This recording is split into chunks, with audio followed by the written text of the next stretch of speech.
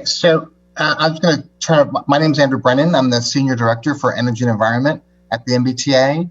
I'm going to turn over. This is going to be done by today's presentation is going to be predominantly done by Scott Hamway. Scott is the Director of Bus Modernization and is looking at a a comprehensive look at the MBTA bus network and what improvements need to be made and upgrades need to be made to bring in a larger and more sustainable bus fleet. So this has been Scott's project, and he's working with Alexander Markowitz on this.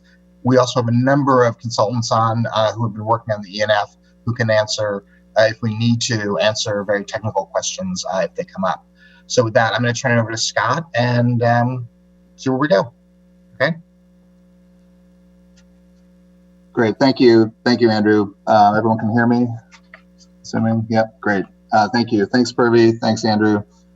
So I'll take you through a presentation to kind of give an overview of the project, hopefully not more than 20 minutes or so, and then I'll hand the baton back to Andrew Brennan for a couple slides at the end, covering some of the specifics of the project as it relates to our MEPA filing, and then we'll save some time for Q&A. But as Purvi suggested, I'll stop at some sort of key points and see if there are any questions folks have before we move on. So this is the agenda that we'll kind of cover today. These are the topics. I won't go through them all here on the agenda slide, but this is a preview of what we're going to be covering at today's meeting. So the bus modernization program, which Andrew mentioned, that's the program I'm the director of, working with Alexandra Markevich. This is a program that we launched to support our bus system by making, frankly, overdue investments in the facilities where we store and maintain our fleet of approximately 1,100 buses. And the goals of this program are really threefold. We're trying to create better working conditions, really state-of-the-art working conditions for our transportation and maintenance workforce, so they can keep our fleet up and running reliably. We're also trying to build in additional capacity so that we can increase service to meet demand at peak periods when demand builds back up to pre-COVID levels again. And then finally, to support the conversion to a zero emissions fleet, which is something the MBTA is very committed to doing. So those are the three sort of overarching goals of this program. And our facilities tend to be, we've got 9 of them, they tend to be very old. They tend to be in need of significant reinvestment at a minimum. And the Quincy facility is among the oldest. It predates, as you can tell here, it predates actually, it's been a transit facility even before bus transit was a thing. So it's been around a long time. It's home to 86 buses, which makes it kind of one of the smaller facilities we have. But due to structural issues with the garage, we're only able to accommodate our oldest buses. There's lower vertical clearances in the facility, and all of the modern buses that the MBTA and really the industry have been procuring over the last decade have a taller vertical profile, and it makes it impossible for us to store and maintain new buses at this facility. We looked at the facility. We determined that it would be infeasible to kind of rebuild it while maintaining operations at that location, which creates problems finding a temporary location for the fleet. And even if we were to rebuild this facility to modern standards and requirements, we'd actually not be able to get 86 buses there anymore. We'd have a reduction in the fleet size at Quincy, which would effectively mean a reduction in service to Quincy and the surrounding area. This garage is a little bit different than most of our other facilities in that it's really almost like a local garage. It serves a route network that's very specific to Quincy and the immediately adjacent communities, with most of that service kind of radiating out from Quincy Center Station. So even though this facilities it kind of jumped to the top of our list because of some of those near-term kind of structural obsolescence issues with the garage, but it's clearly aligned with our goals for the overall program. In particular, our desire to have all of our future facilities be fully enclosed facilities. Today, we oftentimes have a lot of storage happening outdoors at our garages. So this is going to be a fully enclosed facility, and then highlighted in that first bullet there, this is also going to be the first fully enclosed MBTA facility that can accommodate battery electric bus technology, which is a big part of getting to that zero emissions future for the MBTA. So I'll just speak a little bit about the site selection. So the first goal when we're looking at trying to identify property for a project really of any kind is to find a site that's either vacant or for sale or for lease, and that's important because it avoids a lot of the costs and time and disruption of having to relocate an existing business. So that's always our top kind of screen when we go into a process like this. And when we combine that goal with the need for about 10 acres of land in order to accommodate our program, as well as obviously having that facility as close as possible to where most of our bus service is kind of oriented to, which, as I mentioned, is Quincy Center Station. Once we kind of did those initial screens, the MBTA's real estate team identified a number of sites for us to evaluate. This map shows where those sites were. If you look at the top of the map, you can see labeled in blue the existing MBTA bus facility at Hancock Street. A little bit south of there, but unfortunately not labeled on this map, is Quincy Center. So if you kind of go southeast from that blue square down to about the midpoint between there and the green square, that's Quincy Center. That's really the sweet spot of what we would want to get to, and that's the hub of all the bus service that's going to be run out of this garage. But you see the several sites that were evaluated by our real estate team as we began the site selection process, and each site was evaluated against all of the criteria that you see here, with 599 Bergen Parkway, which is the address for this site, deemed the best option of those that we evaluated, particularly given that superior location. If you go back, it really is the best located along a kind of major arterial feeding Quincy Center as far as access to Quincy Center goes. I guess, Purvi, I don't know if there are any questions thus far. I feel like we're kind of cruising along. I've got a bunch of images on the next couple slides. This might be a place to kind of stop if there are any questions. Great. I think that would be great. And I'll just reiterate that my name is pronounced Purvi. And I do want to welcome everyone for being here. I'm trying to just kind of make sure that I can understand who's here. We'll be sending out a copy of this presentation if you leave your email address in the chat. So after the meeting concludes, I'll try to copy the chat screen, cut and paste all of that, and have your email addresses. So if you want to leave that information there, you're welcome to, and I'll try to get you a copy of this presentation as soon as MBTA can provide it to me. So thank you for that, Scott. If anyone wants to unmute themselves and ask a question, now would be a good time.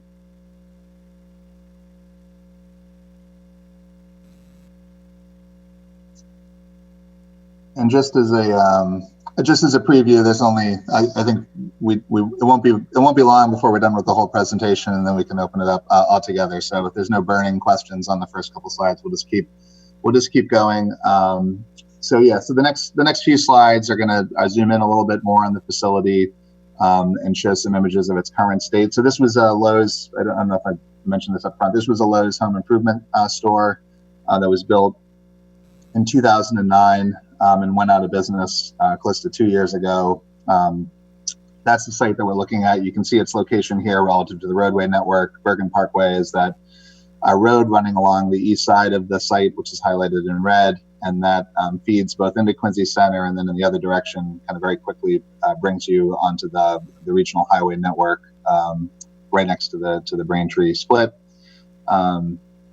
Zooming in here, you can see the area in red is the area we're highlighting as where our work will take place as part of this project. You see the Lowe's home improvement store right in the middle there, and then on the west of the building is the parking lot for Lowe's. When we get to our site plan, you'll see that we're essentially keeping the same general program, building on the east side of the site, parking lot on the west. One of the things that governed that probably could have been labeled better on this slide is the town brook kind of runs through the property from the south to the north. You can kind of see it in that hatched red shading at the bottom. That's part of property that the MBTA is looking to acquire to build this garage, but obviously unusable. It's part of the Town Brook system. That system enters a culvert right where that little box is there saying culvert entrance, and the culvert basically travels basically along what would be sort of the fire lane between the parking lot and the Lowe's building through the site. So one of the reasons why the Lowe's site is aligned the way it is there was a desire to not build on top of that, obviously. So you've got parking on one side of it, and then the building on the other. We'll be following that general program as well. This is just an image. These are a couple images looking at the sort of current entrance to the Lowe's parking lot. That culvert begins just to the left here in that big image. And then if you look to the image in the bottom right, you can see that the sort of main kind of drive lane in front of the Lowe's home improvement store. And the culvert is essentially kind of running underneath that alignment. This is an image kind of coming off of Bergen Parkway up Penn Street, which sort of turns into the driveway for the Lowe's. On the left, you see the Deco apartment building and the Lowe's loading docks to the right, which is where our facility would be. The next couple images are taken from the roof. So this is looking from the roof of the Lowe's facility across to the south with the parking garage for Quincy Adams Red Line Station visible there on the left, and then the Deco apartments on the right. That's Penn Street running from left to right in the image, and then the main street on the left side of that's kind of running from left to right. And between Deco and the parking garage is Bergen Parkway. This is also taken from the roof of the Lowe's. This is looking out across their parking lot at the community, just the South Quincy community, just beyond Columbia Street and Tabor Streets. You can see the neighborhood adjacency on that side. And then this is a final image that's showing you.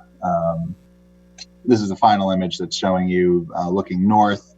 This is Columbia Street. This is where Penn Street picks up again and runs through a residential street there into the distance. And then you see the Caniff monuments to the right. And this is the Town Brook behind, this is behind the Deco apartment building.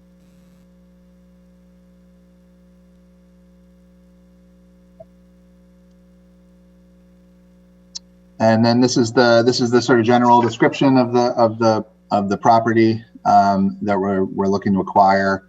The MBTA currently has a lease agreement for this property, so we're currently using it for storage, using the existing Lowe's building for storage, as well as overflow parking if demand on the Red Line merits it, as we're accelerating a garage improvement project across the street at Quincy Adams. And you can see our target here is to begin construction by 2022 and have this facility open by 2024. Those buses I mentioned earlier that we can store and maintain at the Hancock Street facility, those buses are already 11 years old, 12 years old. So they're getting to the end of their useful life, and we think 2024 it's an aggressive schedule, but it's one that allows us to start to phase those buses out before they start to have reliability issues that would potentially degrade service in the Quincy area. This is sort of the overview of some of the key components of the project. The primary features of the facility is an ability that can store and maintain up to 135 buses. Although we anticipate 120 as the target number that really maximizes the efficiency of the building while still accommodating meaningful growth for the Quincy fleet. That fleet, as I mentioned earlier, is 86 buses today. We'll also have a floor of office space for a yet to be determined MBTA department on an upper level. That's, the cost of acquiring this property is a significant investment by the MBTA. The MBTA has historically had a little bit of a crunch when it comes to office space, and that's something that we're going to be trying to be creative about with all of these facilities as part of the modernization program, how we can kind of leverage these properties to make sure we're doing as much as we can with them. And then employee parking, basically everything on the west side of the site across the culvert for 235 parking spaces. This is the site plan, just to kind of highlight some of the major features. If we start at the left in purple, you can see the new shared use pathway that we're going to be building to connect Grasso Park, which is the green space that's kind of represented there with some trees along Columbia Street. That's going to connect that park and the Columbia Street, Tabor Street neighborhood over to Penn Street and a sidewalk extension that we're proposing to build that would tie in with the existing sidewalk on Penn Street along the Deco Apartments. Across the street from Deco, we'd also be building a sidewalk that's intended to serve MBTA employees accessing our building from the Red Line.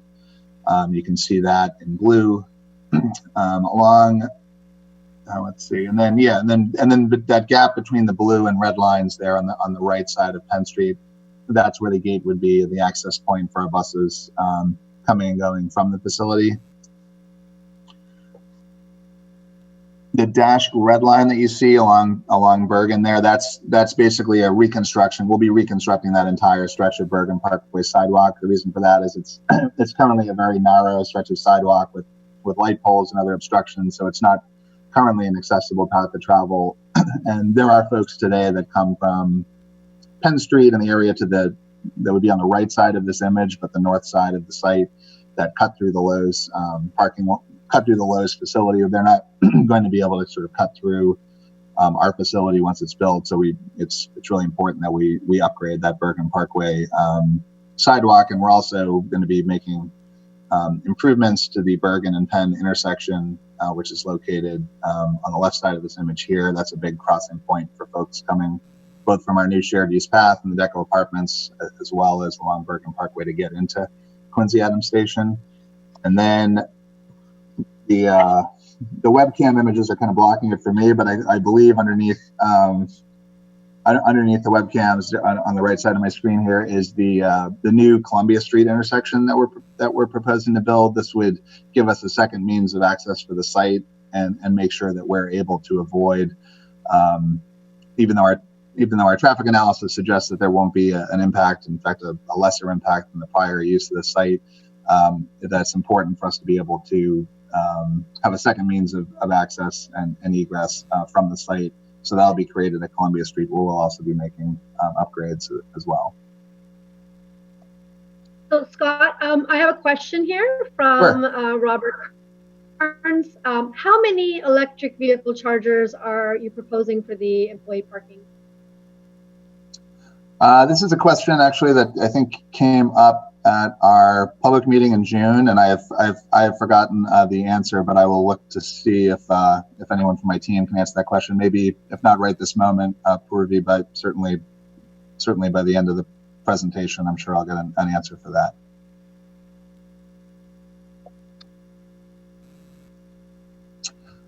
And maybe a good place to pause, Scott, for a moment to Sure. see if there are any other questions. Yep. And excuse me very much if you had entered a question in the chat and I didn't receive it ahead of time, or I'm just scanning them. Okay, so there's a question here from Larry Chrétien. For full-time workers, level 1 charging would be an affordable thing and beneficial. Yes. Yes. Thank you for that comment. And excuse me if I pronounced your name incorrectly, your last name. Any other questions at this time? You know, really related to any part of the project, or we could, Scott, you may have a few more slides. Maybe it will behoove us to just continue. Yeah, and I think it's. Yep, and Scott, I'm sorry, Rob Stevens from Quincy Planning has a question. Thanks, Rob. You want to unmute yourself, Rob? Feel free. Yep. Can you hear me, Poivy? Yes, I can. Okay, fantastic. So, Scott, Rob Stevens with the Quincy Planning Department, worked on the Quincy Center Town Brook relocation 10 years ago. I heard you mention, the identifying of the Town Brook culvert. Have you guys identified the diversion channel as well? And are there any impacts that you foresee with the sidewalk or the intersection you're looking to construct? Thanks, Robert. I think for that question, I may introduce Ingeborg Hegman who had helped take the lead on the consultant side for developing the ENF. Ingeborg, would you be the right person to answer that question, or would it be? Can try. Lou? Yeah. Actually, Rob, I'm really glad you raised that, and we do address the whole floodplain Town Brook issue further on in the slides, and we can come back to this question and any other questions about it. At this point, we haven't identified the diversion channel except that it exists. And we've looked at some of the town's documents, but it is our intent as the project design continues to work directly with you and the Conservation Commission to understand, and FEMA, of course, to understand the whole Town Brook improvements that have occurred over time and some of the issues that have been raised in the hazard mitigation plan.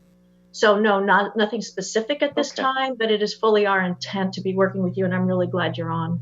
All right, I would believe the Army Corps of Engineers is the designer of record for that system. So I would assume they'd need to get involved and approve any changes. I know you're not making changes to the diversion channel as we sit here, but again, your sidewalk and intersection, it runs along Bergen Parkway, the diversion channel, separate and apart from the Town Brook itself. Good, thank you. Great, thank you. That's very helpful, thank you. And Purvi, just to the prior question, I got the answer on the employee charges. So there's going to be 5 level 1 charges for employees, and there's going to be 2 level 2 charges for fleet vehicles. So apologies for not remembering that from before. Yeah, that was. Hope that answered your question, Robert Burns. Great. And any other questions? Okay, so Claire is asking, have you addressed the problem of delivery trucks, 18-wheelers entering and exiting? And then it just says Kenneth Monuments. So this is a question about other entities, delivery trucks. Yeah. So the new intersection that we're building at the junction of Bergen and Columbia Street, we're basically extending Columbia Street down to the Bergen Parkway, creating a new intersection there. We think that's going to become the preferred means of access for both the plumbing supply company on Columbia Street and Caniff Monuments. The plumbing supply company in particular has a number of moves on a typical overnight. I think 3 to 8 trucks a night are kind of making deliveries or pickups there. So that's a move that we know we need to accommodate today. That those vehicles migrate through the Lowe's property site, kind of behind the Lowe's building, between Bergen Parkway and the Lowe's building.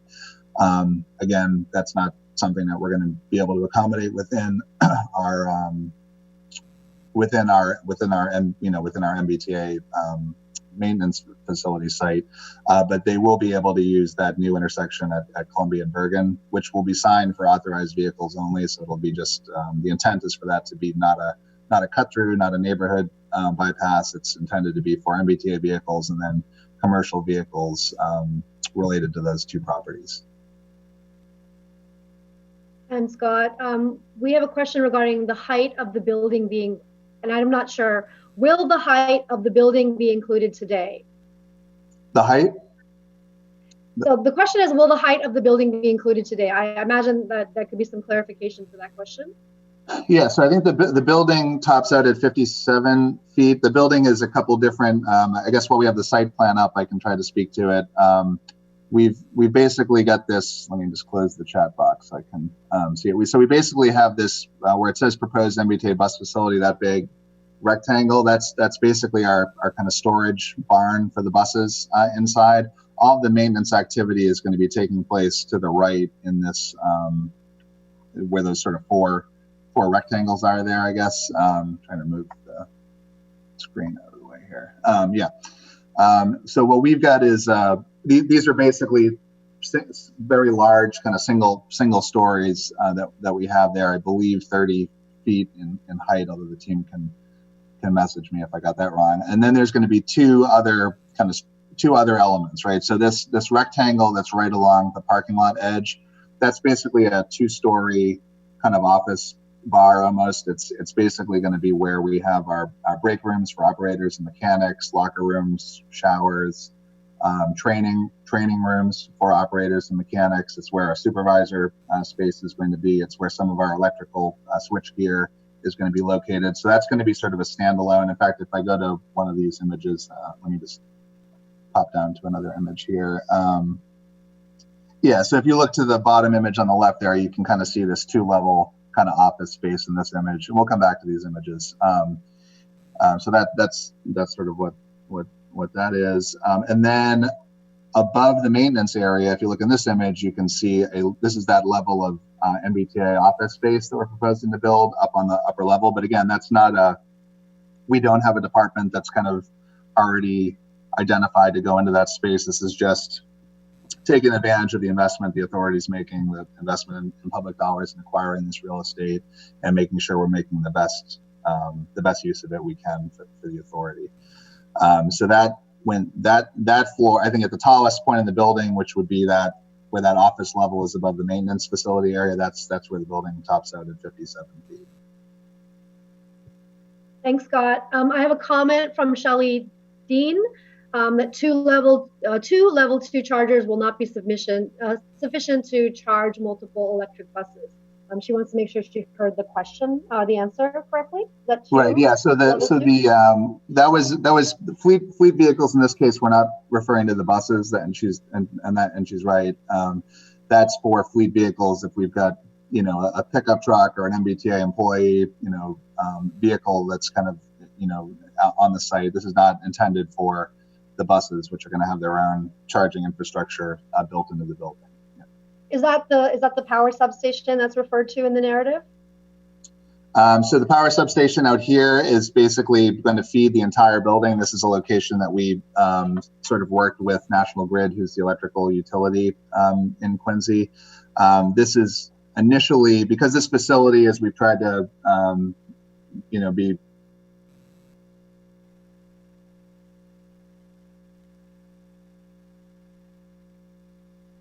electric bus only facility. We expect to open it in 2024 using diesel hybrid buses until we feel like the battery electric bus technology is mature enough for us to be able to introduce it without sacrificing service reliability. We have the MBTA is committed to moving in that direction, and we have ongoing service pilots with battery electric buses. But right now, we're not in a position to commit that we could have an entire garage running on battery electric bus technology in 2024. However, that electrical infrastructure is being built out so that we can accommodate battery electric bus technology when we're ready to do it. So this is very much a facility that's going to be near BEB ready when it opens, and it's really just the authority making sure we're comfortable with the technology is where it needs to be for us to reliably provide bus service before we can make that transition. Right. So just to reiterate, Scott, not a lot of retrofit in the future when the BEBs do come online. You're envisioning. That's right. Yeah. I mean, I think the sort of like overhead charging equipment that we are planning to use in the facility to charge the buses overnight, that is something that we're not ordering and installing that on day one, because that's a technology that's constantly evolving. So that's something that we would be putting in when the battery electric bus fleet was available to come online. That is, but all of these sort of infrastructure is going to be in place up in that sort of mezzanine level over the bus barn to allow us to make that transition as soon as the fleet is available to come online. Thank you. So I have a lot of, I'm getting a lot of questions at this time, or several questions. So I think that I would like to ask how much longer your presentation is to see if it merits conclusion of that, or to ask these questions now. So I think maybe what we could do is I just have, I think, like 2 renderings, and then which we've already kind of looked at, Purvi, and then I was going to kick it over to Andrew to go through the final 4 slides, which are just kind of touching on some of the MEPA specific issues. So we're pretty close to the end, and then we could just use the balance for question, might be my suggestion. Sure. I know that Alexandra indicated that some of the questions that folks have asked will be addressed in the subsequent slides. So okay. Perhaps we'll go to the end, and if you could hold your questions until the end, I'm going to revisit your questions, and I absolutely will give you time. If any of your questions or comments have not been heard, if you want to reiterate them for clarification or anything, we will have that opportunity. I want to make people aware of that. So, yep, please go ahead, Scott. Okay, great. Yeah, so I'll go through these renderings and then I'll. So we've looked at them before. This is looking from that extension of Columbia Street, sort of where the plumbing supply company is, moving down towards Canop. This is looking at the sort of maintenance area of the facility with the upper level office, and then to the right, where that sort of like vertical panes of glass are, that's that 2-level kind of support for operator and maintenance staff area that we talked about earlier. This is showing this is the view from the Deco apartment side, showing the existing Lowe's building up top, and then our building, again, that 2-level office space on the left, and then this is the bus barn area. So the buses would kind of pull out of there, go through this rolling gate, and then out to Bergen Parkway when they pull out on their trips in the morning. Let's see. And then this is where I'm going to turn it over to Andrew. And Andrew, I'll run the slideshow, so you tell me when you want to move on to the next slide. Sounds great. Thanks. So the ENF that we filed is about the project that Scott just described, addresses all of the environmental issues associated with it. It's the issues that you would get from a building of the size. It's a 280 square foot bus facility plus the office space. So as Porvy had mentioned early on, because we are a state agency, this has what's called full scope jurisdiction, meaning all of the environmental issues associated with it are being reviewed, not just the ones for the permit. But I'm going to highlight here some of the main issues that the ENF talks about. In terms of the wetlands alteration, we'll be needing to go to the Quincy Conservation Commission because we're doing some work in the buffer zone. We've got about 205 square feet of impacts to floodplain that we're able to mitigate on site. As has been talked about, the area is in the floodway based on the FEMA mapping for over there at Penn Street. And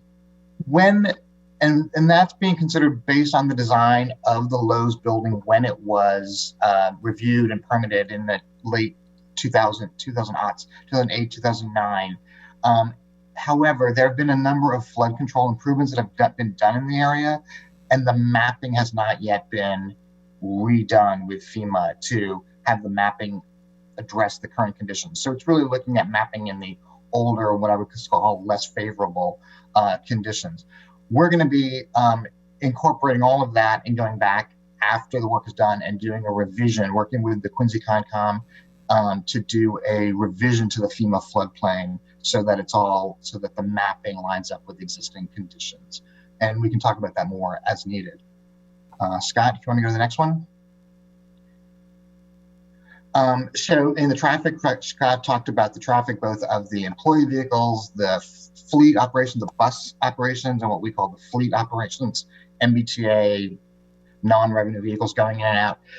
There are fewer trips from this facility than there were at the Lowe's facility. So meaning that we think that the roadway infrastructure is sufficient to accommodate this. Additionally, our vehicles tend not to be during the peak period. Our buses are out on the street already during the AM peak and the PM peak. So we're not hitting that. For the most part, the majority of these trips are not hitting the peak period traffic. We've done a noise assessment, which is an attachment or an appendix to the ENF, identifying some moderate noise impacts.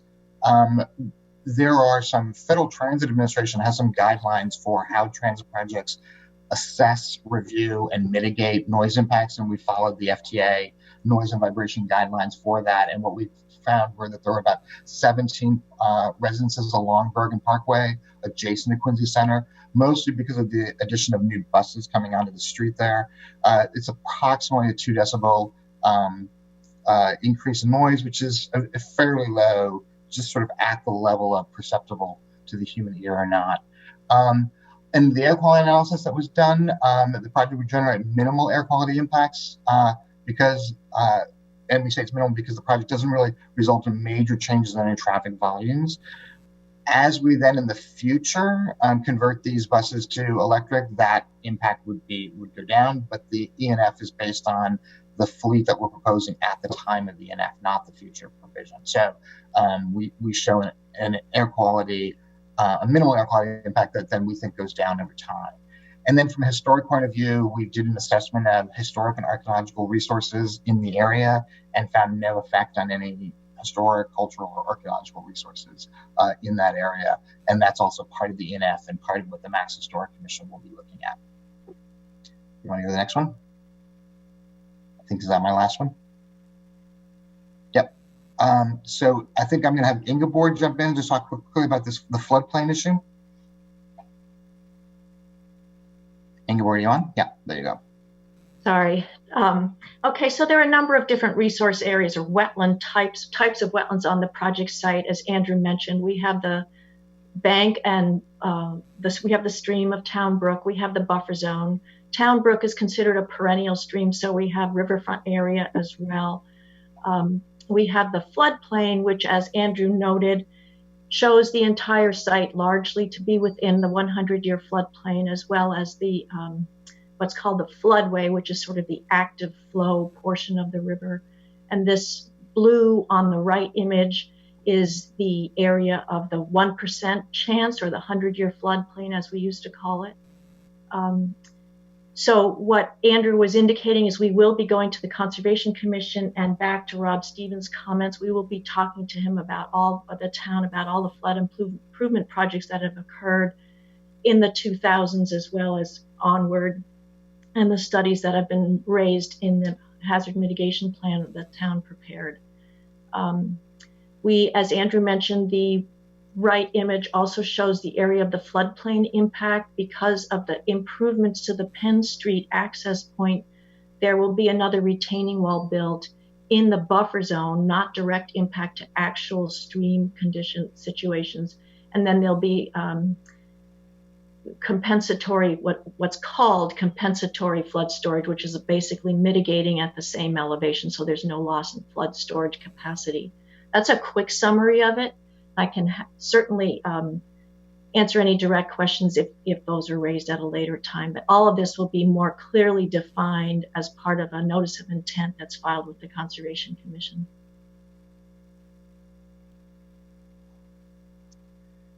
So while we're comfortable with the siting in terms of its floodplain, it is a really critical component for the MBTA to always look at climate resilient design. And this facility, being a brand new one, we'll really be thinking about how this facility withstands the impacts of extreme storms.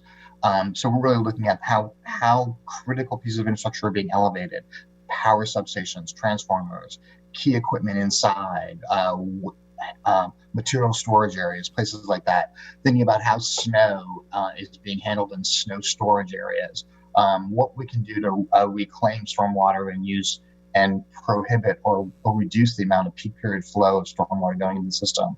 We're thinking about, looking at a design that really accommodates or stands up to wind and extreme heat. So we're really making sure that this facility goes through a really good and critical climate resilient assessment in its early stage of its design. It continues on through the design and through the operations to ensure that it can withstand the impacts of climate change. I think that's my last one, right, Scott? Yep. Let me just get back here.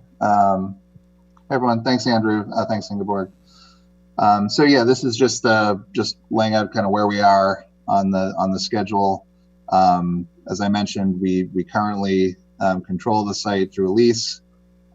We are aiming to acquire the property either at the end of this year or early in 2021. The design process, we are at the 30, with the MBTA conserves the 30% design phase of the project, which means there's still quite a bit of design left to do. We are currently in the process of selecting a final designer who will take this project all the way through complete design, which will be another 12 to 15 month process there. We're looking to start construction by early 22 with a target of opening this facility, as I said, in 2024. These construction start and end dates are they're still moving targets. We've got a couple different alternatives that the MBTA is considering as far as how we would deliver these projects, how we would deliver this project. And there is still a bit of design left to go, as I said, but these are sort of our general kind of dates at this point. I'm not sure. Yeah, and I think that's all we had, Purvi, for a presentation. This is our final slide. Great. I have several questions, but I will open it up. So I'm going to just go back, if you will excuse me, back to the beginning of these questions to make sure that these are being addressed. So starting with Ms. Dean and the chargers. I did have a comment about submitting or getting a mailing address. The MIPA office has been working remotely since March, the middle of March, and plans to do so until the year 2021 at the earliest. And so we have not been accepting comments through mailing. If you want to stay on with me, again, I'm not going to. We typically don't give out our personal addresses, but if there's a challenge with submitting the comments via writing, we can talk about that and see if there's another format for you to submit those, so you could stay on with me at the end. But typically, we have been operating under the email only, either through the portal or through through direct email to me. So I know that some commenters in the past have submitted comments in writing, which we haven't received for months after. So because of the timeliness of all of our reviews, it really does need to happen through email. So if you do submit comments, we might get them in a month, but that would not be helpful for this review. So that's that comment. Again, please stay on with me. I want to make sure that your comment is addressed. How will they be able to turn around if there is a sidewalk in the way?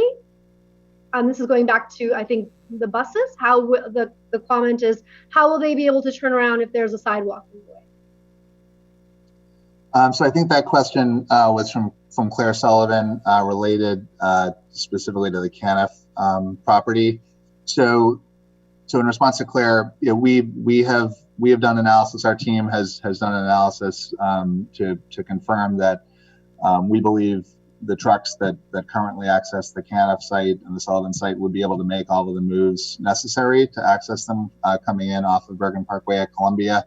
And the MBTA remains committed to sitting down with either of those property owners to kind of go over that and make sure that we're getting that right. But we've done our own analysis based on our understanding of the types of vehicles that are accessing these sites and are happy to sit down with any adjacent property owners.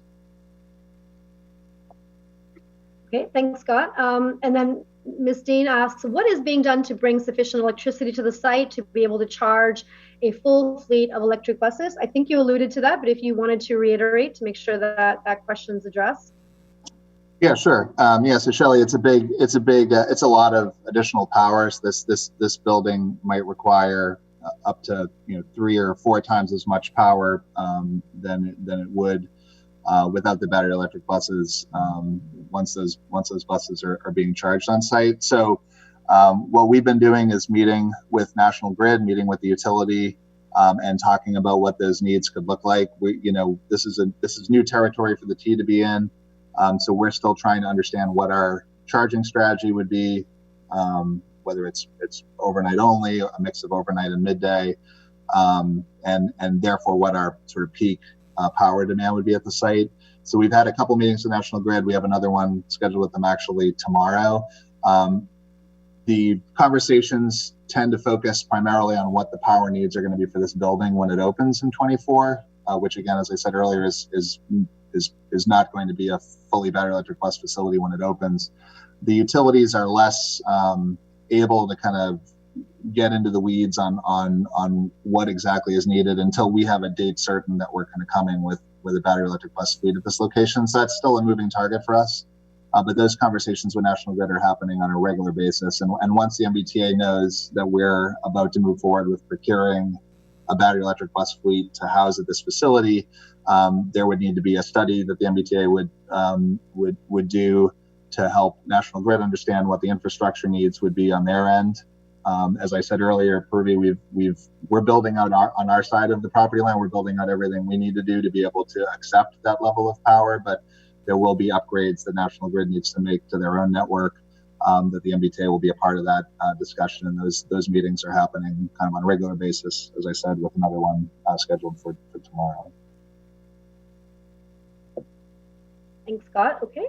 Do you know the size of the proposed solar arrays? So the narrative discusses a combination of green infrastructure and solar on the roof, and then also solar arrays in the parking area. Do you have any kind of, and I'm elaborating on your question, Martha, do you have any kind of sense of the sizing? So which would significantly, sorry, Scott, which would significantly, take some of the power needs away from N-Grid, potentially depending on the size of the grid of the. I'll take this one. So at this point, we don't yet know the specific sizing of it. We do know that we want to maximize the value of the roof by getting as much solar as we can. Because we're at in the design at a 15 to 30% design, that solar would have to be designed around things like mechanicals and ventilation and things like that. So we don't know all of the space that's exactly available for solar. A roof like this, I think it's fair to say that, 750 kilowatt to 1 megawatt worth on the roof is what would be sort of an industry standard for something like this, but we don't know the specifics of it. We're also, as Purvi mentioned, looking at the opportunity for solar canopy in the parking lots. We're expanding a project doing canopies on MBTA commuter rail parking lots, customer parking lots, and to see if that type of piece works here as well. So I can't tell you the exact size, but we do know that we want as much as we possibly can, given the large palette that we have for the roof. And thanks, Andrew. Maybe you can expand upon compliance with Envision and with LEED. Sure. Just because I've never heard of Envision, I'm not sure if that's transportation infrastructure related. So those two criteria, and then also I wanted to hear your thoughts on leading by example, because that's. Oh, Andrew, you're on mute. Andrew, you're on mute. Andrew. Andrew, am I on mute? Andrew, you're on mute. Andrew?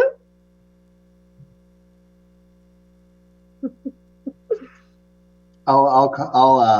I'm so sorry. I'll give him a call. Thank you. Thanks, Scott. And I thought maybe it was me for a second. All right. That is funny. Okay. I just texted him too to Thanks, let him Holly. know. He's talking. Oh my goodness, that's funny. So folks, I asked a question about based off of Martha Plotkin's question about the solar array size, and it's to do with building and sustainably and resiliently. And there's some criteria that the narrative talks about, which is Envision, and then the LEED criteria, which is leadership in energy and environmental design. But then also, I asked a question about Executive Order 484, which is leading by example, where Commonwealth agencies need to set a higher bar. So there's a standard of 20% above the building code. So I was asking that question as well. So we'll see if Andrew comes back. Yeah, he's the best one to answer that, I I was think. going to say, Holly, maybe you could, but no. Was I didn't off for that wanna. entire time? Yes. Well, it was Sorry, brilliant. Andrew. What I just described was brilliant. So that was the longest answer Sorry? to a question ever, too. That's. I can't even hear you at all. I'm sorry.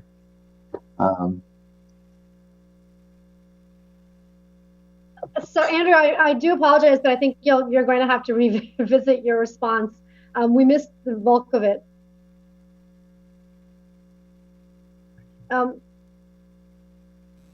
Scott, is it still me? Is it still me, or is it Andrew this time again? So I think I'd like Andrew to try to answer that question. Let's see if he's having trouble with audio. Okay.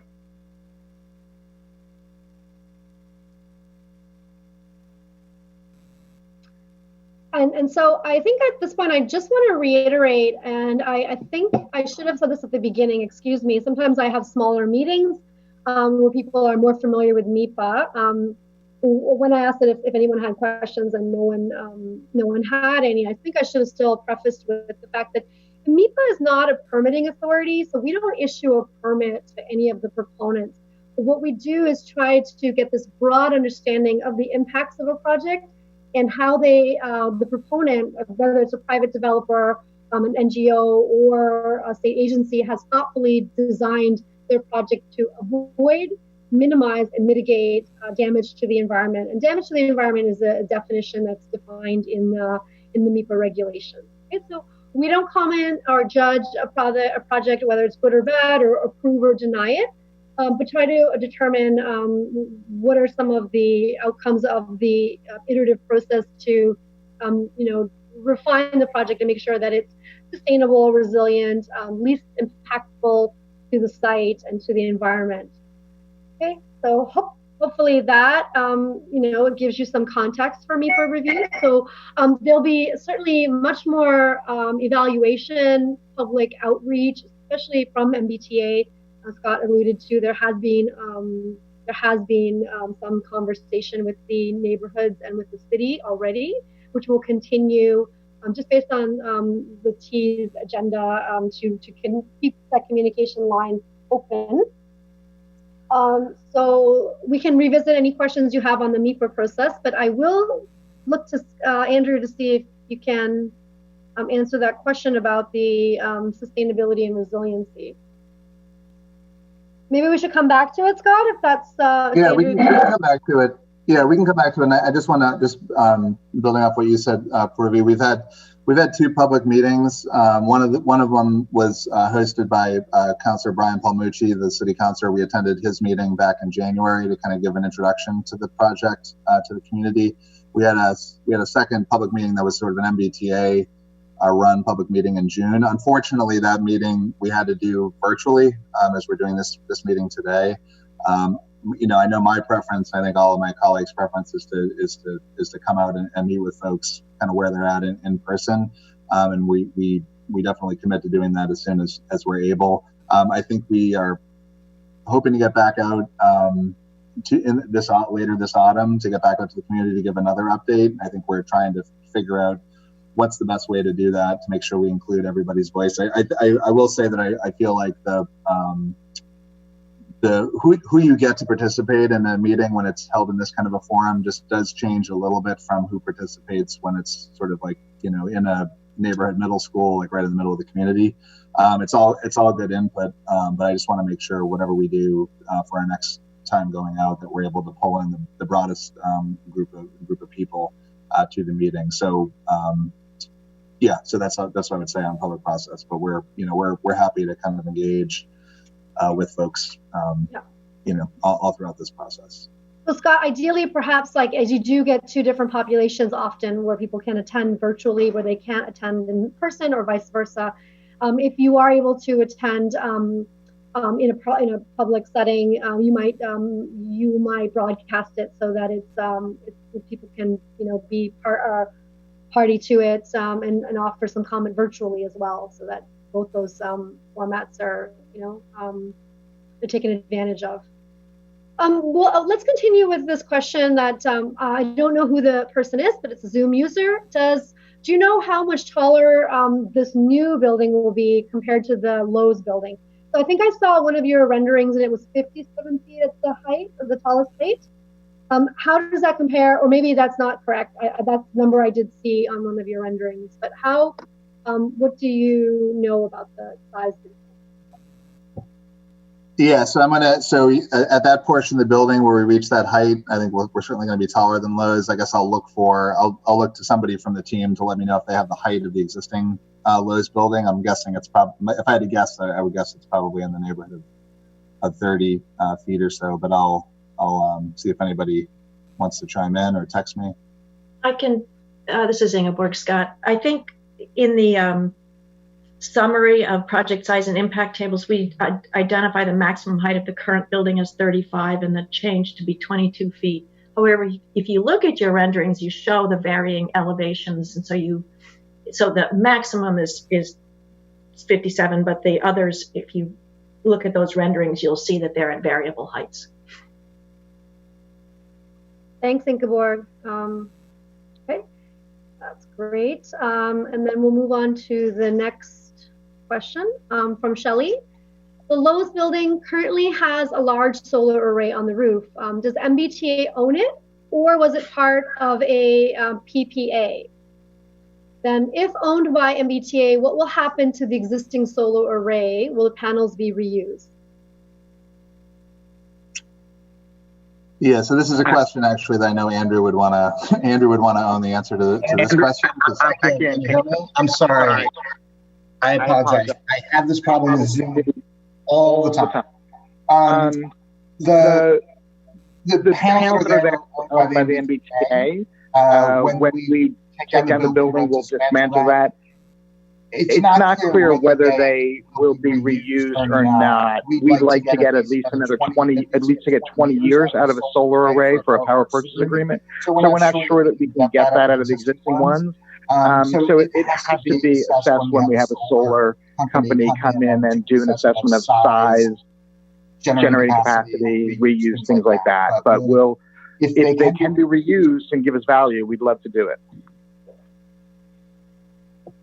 Great. And then, Andrew, can you go back to the question about Envision and then LEED, and then my question about the leading by example executive order?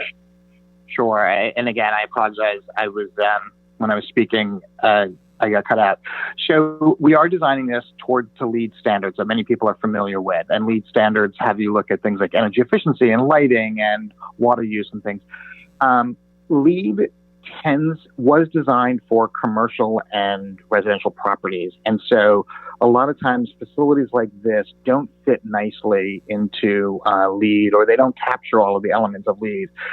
So there's been a program developed by the Institute of Sustainable Infrastructure, ISI, in cooperation. It was done out of the Zoftic Institute, which is part of the Harvard Graduate School of Design, to develop a new program called Envision. And Envision is designed for similar certification of, to track and to measure environmental sustainability benefits of a project, but for public infrastructure. So things such as transit properties are a big component of it. And it's the same thing where you're looking at things like energy use and water use and things like that, and you're measuring it scaling it with a bronze, silver, gold, platinum level of rating, just like Envision. But it's also looking at other things such as siting criteria and the public use and the public benefit of the project, climate resiliency issues. So a lot of other issues that apply importantly to public works projects that may not apply to a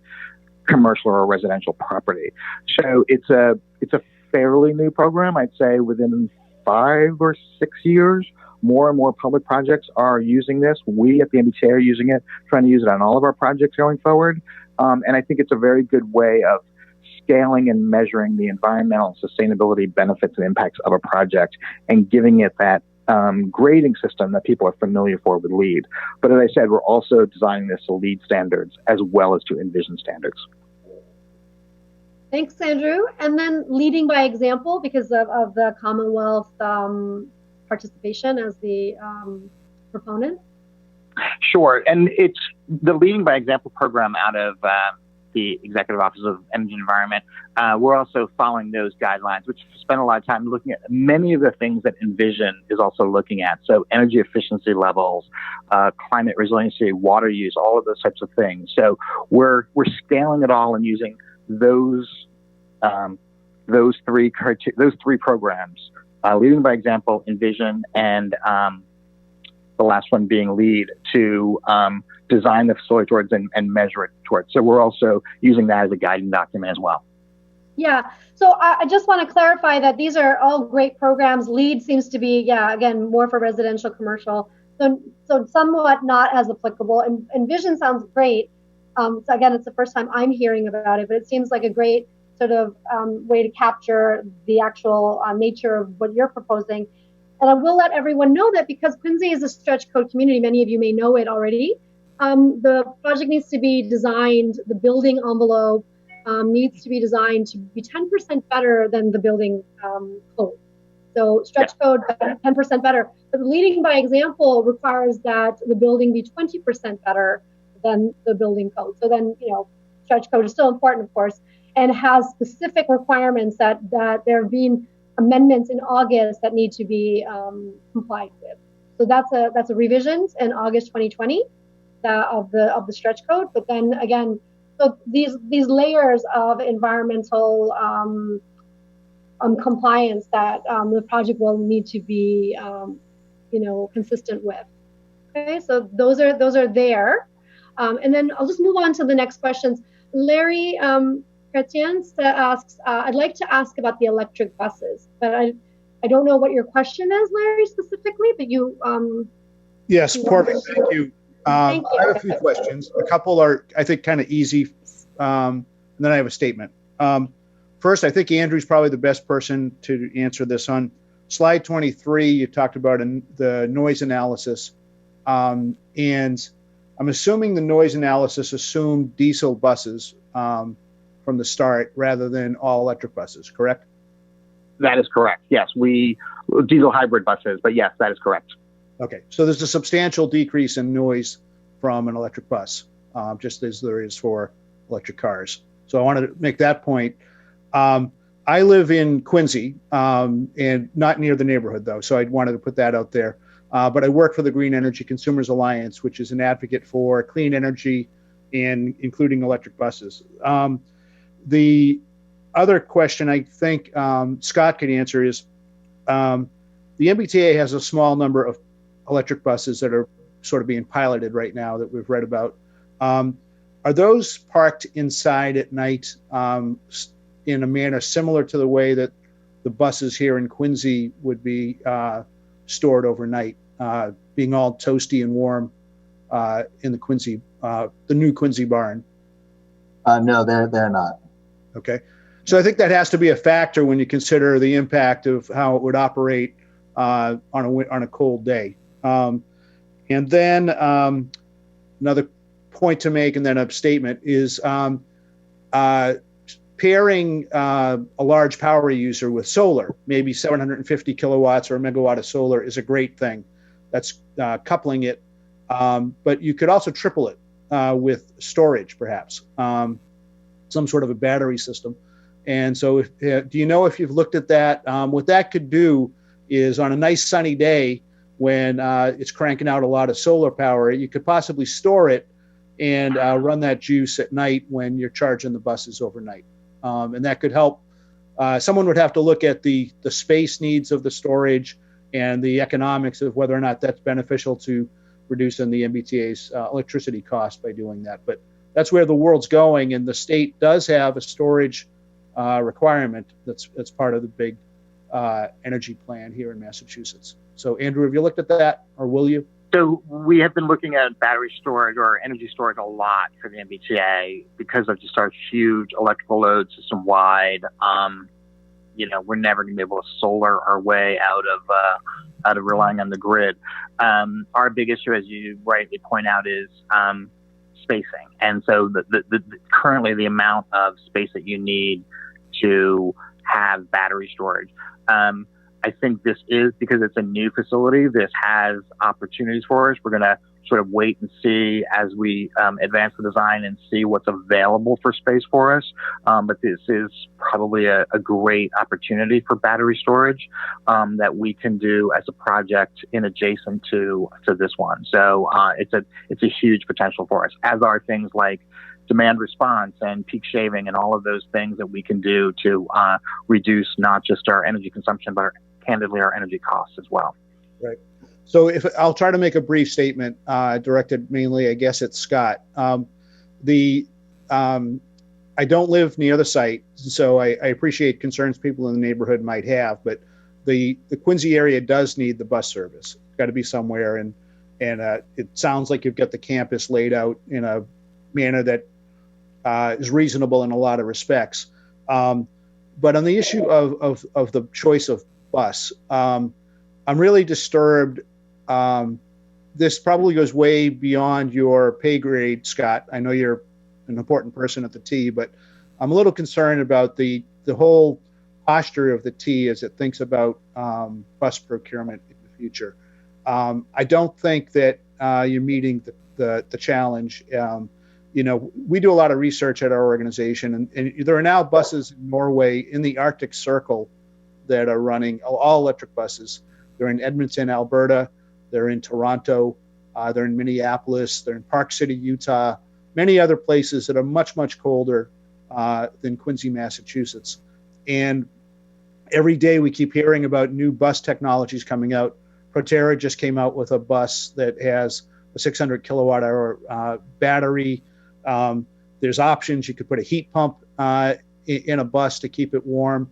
Our organization loves all electric, but even if you put a small propane heater onto a bus so that it can keep the cabin warm, that's a few gallons of fossil fuel compared to many times more gallons of diesel fuel when you go to the diesel hybrid bus. I just want to, the T has recently put out some data about the pilot that you have with a small number of electric buses. And you've indicated that it's having trouble making the routes. And I have to believe that there are routes in Quincy where you could find an all-electric bus that could keep that, not just today. We're talking about late 2024.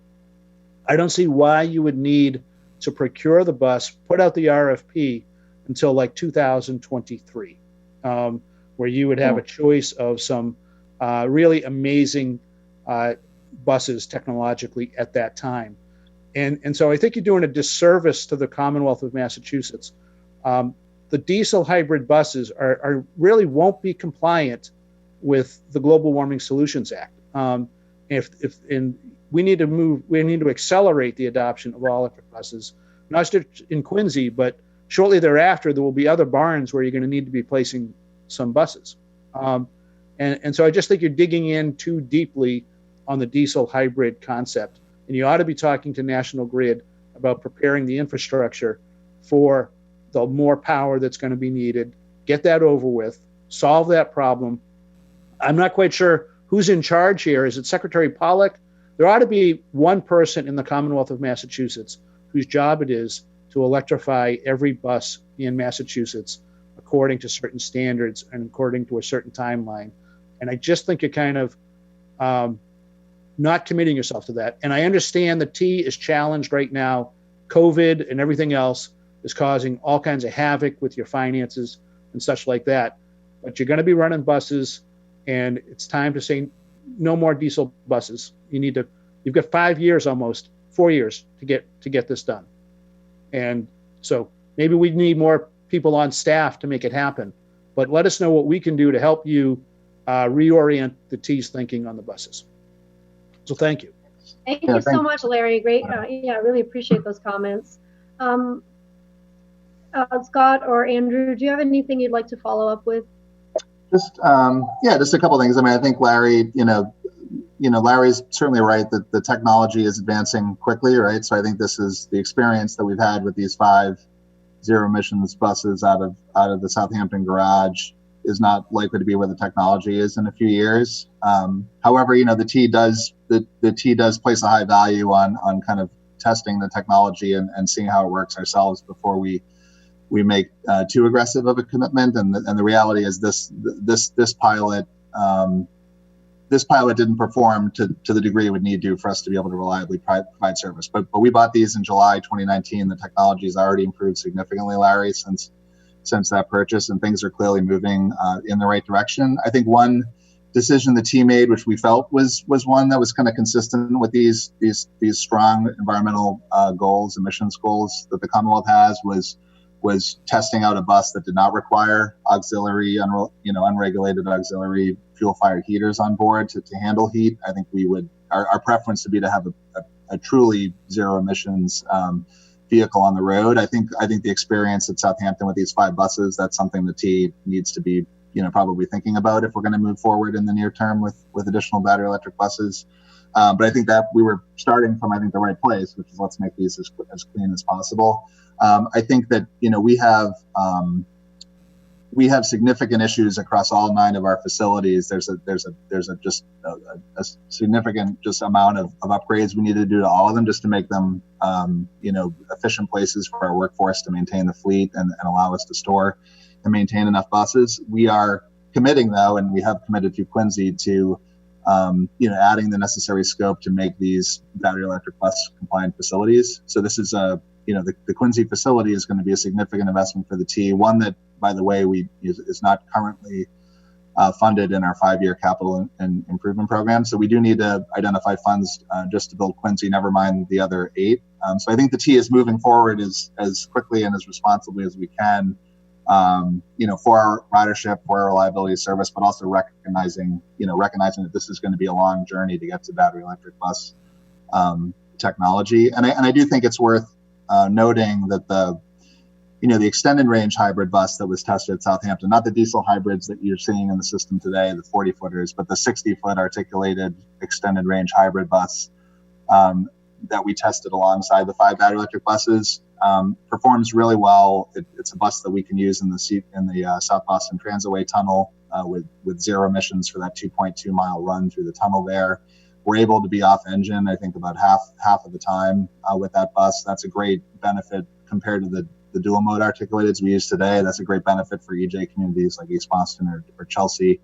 And I think that's a technology that we feel like we can operate, today, as long as we can run it on all of our routes, all day long. There's no kind of charging or weather related kind of challenges. So I think we're trying to balance the two things. We think that bus, which we hope to be able to move forward with procuring more of them in the near term. We think that bus represents a significant improvement for the T in terms of our emissions profile for the fleet. And we're just trying to balance that kind of tested improvement technology with our commitment that we think we're demonstrating through the 5 pilot buses and through our significant investment in the Quincy facility. We're just trying to balance those two things, Larry. I guess that would be my response. Thanks, Scott. So this might be belaboring the question, but I have or the point about the buses. But we have a question about the specific commitment and timeline to transition the fleet to 0 emissions electric buses. I think you've covered that, Scott, pretty well. But do you have you covered the T's commitment to finding these buses in a period after the pilot. Do you have a specific response to Robert's question? Is the question, so if the question is about the overall authority, like the overall fleet of, 1,000 plus buses, I think that's, I think I just laid out there's a significant amount of investment in 9 facilities we need to make in order to be able to get there. And as I said, we're moving full speed ahead with design, and we have an aggressive schedule for this garage. Just putting in people's head, we still don't have the funding committed for construction. We're still waiting to kind of get that funding committed in our CIP. So it's a long journey, and I think what some other, not to speak for other partner agencies around the country, I think what's happened in a lot of transit systems, in a few transit systems anyways, there have been fairly bold, aggressive commitments made for those organizations. It's not clear to me that we're necessarily behind those organizations in terms of what we're actually doing. And I think that there's probably been a reluctance, given the continuing evolving nature of this technology, probably a reluctance to kind of just put a date out there without any kind of funding or knowledge of how the technology is going to evolve. But I think some other agencies have done that and gotten a lot of press associated with it. I think that's a step that doesn't feel, or at least thus far hasn't maybe felt as important to our leadership as making sure we're doing all the necessary kind of groundwork to position us to be able to make that move. So I can't answer Robert's question with like a date. Actually, that's clearer for me, because I did want to understand if you had a timeline, and it seems like there's an interim steps before you commit to a date. So from a Zoom user, they are asking, what is planned for the triangular gray area just below the PV Sullivan building? So this is in reference to one of the figures or the slideshow pages, but I'm not sure which one. perhaps can go back. Maybe does this one help? Which triangle? Triangular gray Oh. area just below the PV Sullivan building. Oh, I see. Okay. Right. So I don't know that the ultimate what ultimately happens there has been determined, Purvi. But this is currently a kind of a paved area where trucks are kind of moving around, or the roadway network doesn't look like what's represented in red here. So I think that gray area, unless someone from the team wants to correct me, I don't think there's been a determination as to what happens with that. But our project is really focused on extending Columbia Street down and making sure there are sidewalks on Columbia Street. So that's what we're representing in this image here. And then Faye asked about the written comments. Again, they are electronic written comments. So Faye, if you want to stay on after the call, or again, we can find some way to have those comments submitted.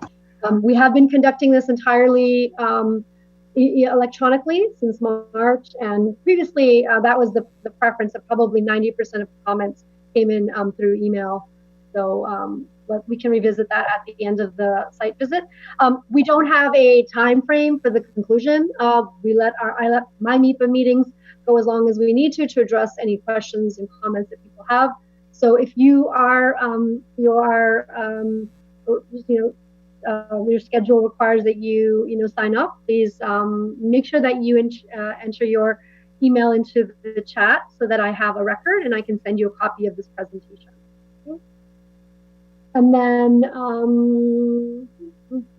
preliminary from Joy Dupero of DCR. Preliminary FEMA maps that will become effective next year show a much reduced floodplain at the site. Thank you for your comment, Joy. And feel free to unmute yourself if there's actually a question that you had, or expansion of your comments. Okay, no, thank you. And Shelley Dane, are the MBTA's design guidelines in line with Passive House standards? If not, are you expecting to meet LEED or other lower environmental impacts? Expecting to meet LEED or other lower environmental impacts. Shelley, I think that you've seen that the MBTA for their project is required to meet a number of different standards and guidelines and requirements, legislation. So the stretch code is one of them. Leading by example, requiring 20% better than the building code. The new Envision guidelines that are more transportation infrastructure focused. So hopefully that answers some of your questions. Scott or Andrew, if you have anything to add, I think Passive House is more for super insulation for residential uses. So I'm not sure if you have a lot of, actually maybe you can answer if you have a lot of insulated space that requires like air conditioning or heating. Just really the office space that we build above, which is a smaller component of this. So so we'll be looking to make that as energy efficient and as insulated as possible to reduce energy impacts. Okay, thank you. And then Faye asks, Faye Strigler asks, will you be planting trees since you are concerned about extreme heat and will have a lot of concrete? Yes. So let me just make sure I'm unmuted. Yeah, so we'll be planting over 100 new trees around the site. Most of those are going to be concentrated around the perimeter of the site, as you see along the sort of west end or the top of this image here. Although they'll be distributed as well through the islands in the parking lot. I think there's going to be a variety of species: maple, birch, cedar, pine, oak, and then there'll be additional shrub plantings around islands within the parking lot as well. And then Shelley asks, do the design guidelines specify that the designer consider maximizing the use of renewable energy and minimizing the energy demand of the facility? And as a employee of the Commonwealth, I would say that yes, they do. They do require the consideration, particularly for LEED. This is the way that you would acquire points in looking at renewable energy. and particularly leading by example will require the T to consider as much renewable energy. And the T has committed to employing solar and green infrastructure on the roof and evaluating the parking canopies. So that results. And then Faye asks, so what was said about email-only comments? None of our comments will go in the public record. Your comments are all part of the public record, Faye, and that's the nature of the NEPA review. So whatever you submit will, normally what we do is if we have a project and we have a certificate, we append or attach all of the comments to the certificate, and then that's published in the Environmental Monitor on the NEPA website. Okay. And so those are submitted in writing. And then Sylvia Parsons, I think email comments are public record. I think that person is just answering. Yes. So anything you've indicated today, we are not recording this meeting, as I mentioned, and it's just part of. It's not. We're not in a hearing. This is a public meeting, but not subject to the public meeting laws. Blah, blah, blah, Andrew, and then Paul Martin. Nope. Did you want to add anything, the user Martha Plotkin, about electric buses? I think we have looked at that, and Larry offered some great comments. But feel free to unmute yourself if you have any, Martha Plotkin. Well, I think I'm Martha Plotkin. I'm Mr. Martha Plotkin. So, just to clarify, my name's David Reich. I'm board chair of the Quincy Climate Action Network. And what I'm going to say overlaps with what Larry had to say. I think the tone may be a little bit blunter, so I would like to speak for a minute here. I'm going to ask, as Larry did, that the T sees the opportunity afforded by the new bus barn to switch to battery electric buses for all routes originating in Quincy. In addition to their benefits to the environment and the city as a whole, the quieter zero-emission buses promise to make the new bus barn far more tolerable for its closest neighbors who have never had to live with a bus barn before. This public relations end of things, I think, can't be underestimated. I came away from our last meeting, the meeting last summer, with a bit of hope that the T management was taking this option seriously. New reporting by the Boston Globe's Adam Vaccaro and by Bruce Moll in Commonwealth Magazine, as well as language in the ENF itself, makes me worried that I was wrong about that. I worry that the T is mired in defeatism and old ways of thinking, and that it's merely going through the motions. The T's main objection to adopting the all-electric buses has to do with winter performance. Granted, that's a genuine obstacle, yet somehow many cities with climates as cold or colder than ours have found a way around it. I hope before you make a final decision, you consult with your colleagues in Montreal, Amsterdam, Oslo, even Worcester, and find out how they're making electric buses work for them. Quincy Climate Action Network, of which I'm board chair, and others have called your attention to workarounds, including en route charging, in motion charging, propane bus heaters, electric heat pumps. We hope you'll not only consider these options, but try them out and see what happens. You'll have plenty of time to finish this research, given that the buses won't need to be delivered for another 4 years. From what you've said so far and the way in which you've said it, I believe that you want to do the right thing. I also believe you understand that by making the transition to a new bus barn more attractive to Quincy, you'll make it easier for yourselves. Quiet zero-emission buses could be very attractive. Yet another generation of polluting, climate-threatening diesel buses would be very unattractive. They would make the people of Quincy unhappy. And you can ask the folks at Enbridge who are building that new compressor station what happens when you make Quincy people unhappy. Thanks for the chance to speak. Thank you, sir. And please submit those comments in writing if you want them to be included in the public record. Absolutely. Thank you. And Purvi, I would just a couple. Yeah, Scott, I was actually going to give you an opportunity to respond. Okay, sure. Yeah, no, thanks, David, for those comments. Yeah, I just one thing I want to clarify is I don't want the way we've described things in the ENF to come across as sort of, I think David used the term like defeatist or something. I think that we very much we know that battery electric buses would be quieter. There'd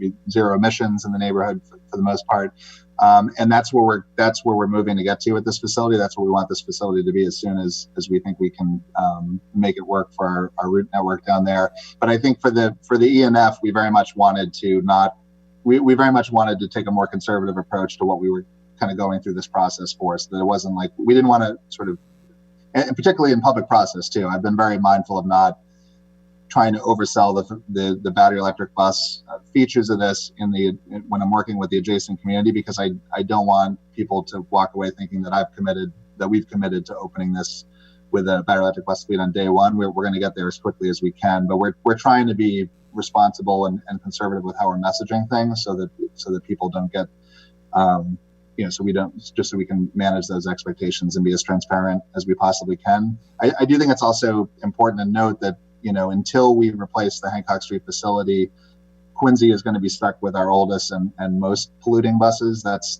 just a fact. They're the only ones we can fit in the barn over there. So that's kind of the reality of why this facility is really important. And when this facility opens, it's not likely to open as a battery electric bus facility, but it will open with our cleanest buses that the T has. We can move those in on day one, and it'll be a significant improvement for Quincy on day one, not just in this neighborhood, but everywhere those buses are serving.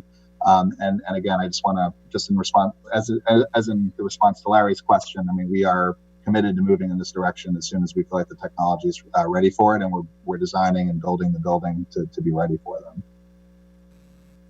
And one last thing I would just say too, David, we are doing as much. We are compiling as much research as we can into the experience of other agencies. It's a constant process because the technology is evolving so quickly. So it's tough to really ever be on top of everything that's going on out there. I do know, unless something's changed significantly in the last few months, that our colleagues to the west in Worcester have had significant challenges with their battery electric bus deployment. That I think is, if anything, has been more of like a cautionary tale. I think the technology is in a much better place than it was when Worcester made that move, but that's my understanding of the experience out in Worcester. But we are reaching out to our peers around the country, and certainly within North America, where we think the most relevant examples are going to be for us, and that's ongoing work. And certainly invite you, David, to share any information you have with us as well. We welcome anything anybody wants to make sure we're aware of that's happening out there. Okay, thanks, Scott. Then we have a question from a Zoom user. Are you able to speak about the degree to which this project is or is not susceptible to the financial challenges faced by the MBTA due to COVID? And then a corollary would be, or maybe an easier question, can you say how long the current lease on the property is, or when will it expire? What kind of implications does COVID have on your project, on the T project? Yeah, Larry talked earlier about things that are above my pay grade. I think the overall financial fate of the authority is certainly one that I don't want to get on my lane and speak to it. I do know that that even before COVID, there's certainly more needs at the T than there has been funding available to kind of for the investments to make, and that's even just internally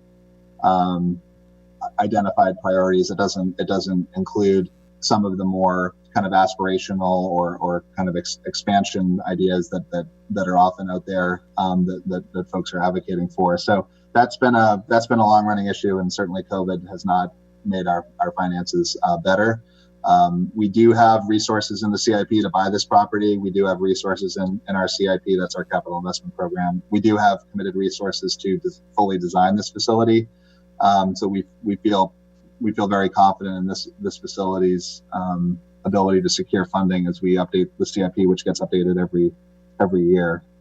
But yeah, certainly the entire authority is the entire authority is dealing with COVID-related financial impacts.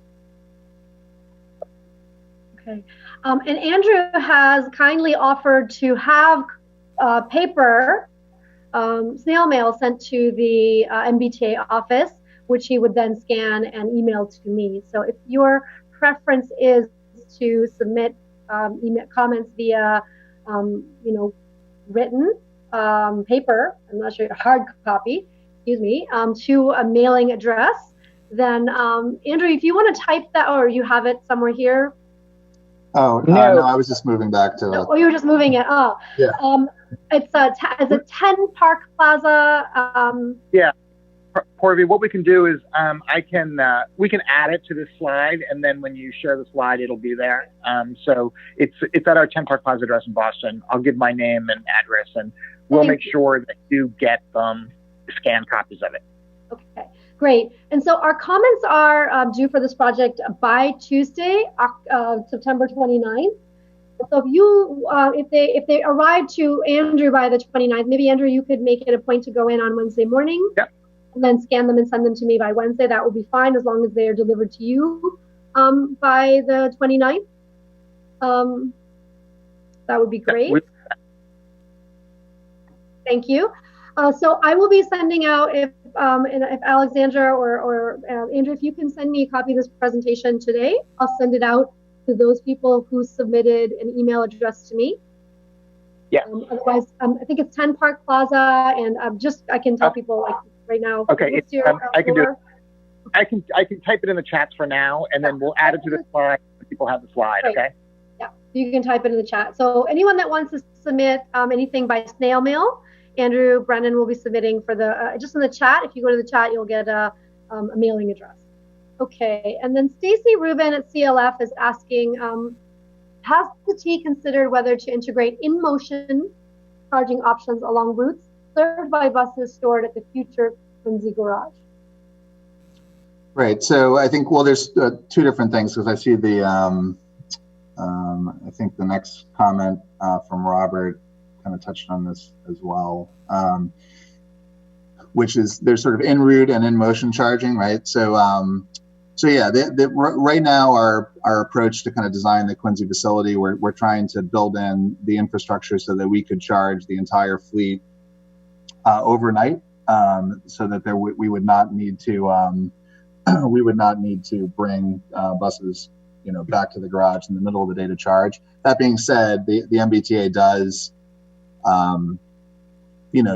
significantly drop off in terms of the number of buses that we've got out on the street from the AM peak. It does drop down quite a bit. I think at Quincy, we go from a peak pullout at the current Hancock Street garage at 55 buses. That drops down to 20 or 22 buses out on the street, and then by the time the morning rush hour ends. So there are opportunities to charge even more during the day than we're that are out there. And then I think we do need to think about charging out in the network as well. That's an important thing that we're starting to explore internally. We've been sort of evaluating all of our MBTA owned facilities where we have significant layover activities scheduled in on our bus network. So our bus network, for the most part, is delivering people to rapid transit. That's the major function. We don't have as much bus service kind of going all the way to the central business district as some other cities do with their bus networks. We're really largely feeding rapid transit stations, and as a result, we have significant infrastructure at a lot of our stations, like Quincy Center, but places like Forest Hills, Ashmont, Sullivan, where we've got big busway areas where people are boarding buses, and there's a lot of scheduled layover activity that happens at those facilities. So as part of the modernization program, as we look ahead to a battery electric bus fleet that's not just in Quincy, but increasingly all around the network, we believe that's going to be an important place for us to kind of build up our charging capacity, and probably the easiest place to start, right? Our own property where we've already got bus activity. So we're kind of doing an analysis on that. I think that, we at a minimum, we want to make sure that we don't miss opportunities. If one of our stations is being rebuilt or one of our busways is being rebuilt, we want to make sure that we're incorporating into those designs what we can to set them up so that they can have charging capability for fast charging en route as we start to have electric buses on these routes.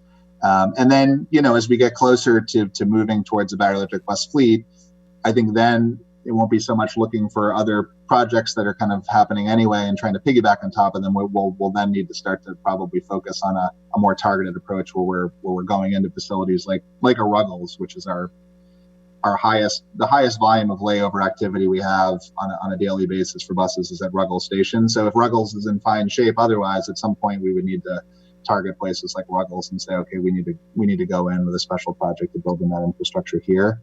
Once you get out of our property and out onto streets, it's the same story that buses have with all manner of our operations. We don't control a lot of the infrastructure, so we need to work with cities and towns. We've had a lot of success in the last 40 years with dedicated bus lanes, which weren't really a big feature of the Boston landscape until Everett's piloted bus lane 3 or 4 years ago.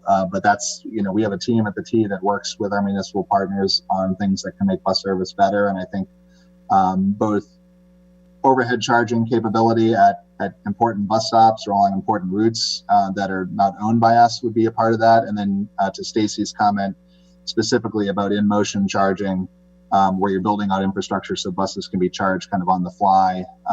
That's a technology that our vehicle engineering department is monitoring. We don't think it's ready for deployment at T facilities quite yet, but it is something that our vehicle engineering team is looking at, and it's likely to be a part of the solution in the future. And I would just say one last thing, Purvi. When we look at our top locations for scheduled bus layovers, Quincy Center is not at the top of that list, but it's in the sort of top 20 locations, and obviously a place that would sort of jump higher in the queue of places for us to look at, particularly with the redevelopment plans in that area around the station. That's an area where, even if it wasn't our top priority in terms of layover, obviously if we're building a facility at Quincy that can accommodate BEVs, we want to be looking for opportunities to do what we can at Quincy Center. So that's something that we are looking at. So you did jump to Robert's question, and then I think Larry has offered the comment, if people are not aware, Google Transportation Climate Initiative and see we can fund the transition to clean transportation, starting with electric buses. So good resource for folks on the call. And Andrew at the T has offered the address at the 10 Park Plaza location if you would like to submit your comments through a mail. Right, and they'll be attaching that address to the presentation, which I will forward to those. Again, if you have not submitted your email address in the chat, please do so. I will forward today to you a copy of the presentation. Does anyone have any questions that they would like to unmute themselves and ask at this time? I want to make sure that you feel like you have an opportunity. Hi, this is Rob Stevens from Quincy Planning again. You got me? Hi, Rob. Yeah. All right, great. I'm going to drift towards the conversation on traffic.